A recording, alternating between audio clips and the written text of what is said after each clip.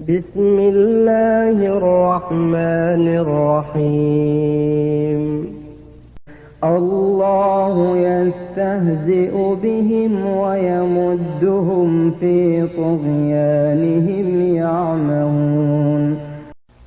اور اللہ تعالی نے فرمایا ہے کہ اللہ یستہزئ بہم، اور اللہ ان کا مذاق اڑاتا ہے۔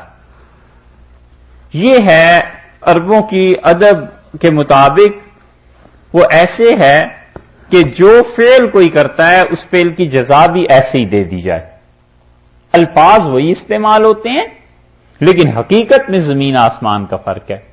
انہم یکیدون کیدن، سورہ طارق کے آخر پہ آیا نا کہ انہم یکیدون کیدن، اور یہ کیا کرتے ہیں؟ ایک تدبیر کرتے ہیں، وَأَكِيدُ كَيْدًا، اور میں بھی تدبیر کرتا ہوں۔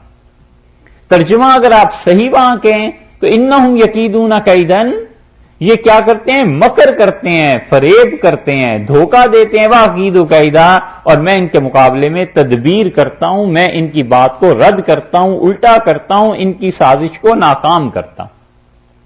تو بظاہر قید اللہ نے اپنے لیے بھی تدبیر کے معنی میں استعمال کیا، اور بظاہر قید اللہ نے ان کے لیے بھی استعمال کی، لیکن دونوں کے معانی میں زمین و آسمان کا فرق۔ دودھ گائے کے دودھ کو بھی کہتے ہیں،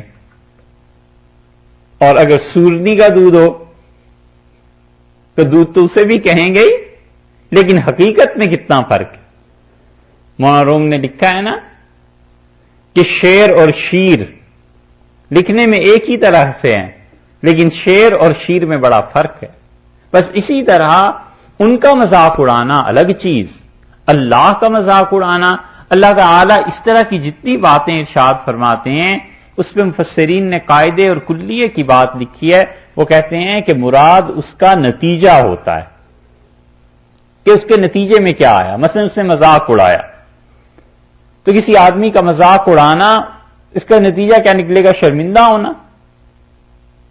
تو اللہ یستہزئ بہم، اللہ انہیں شرمندہ کرتا ہے۔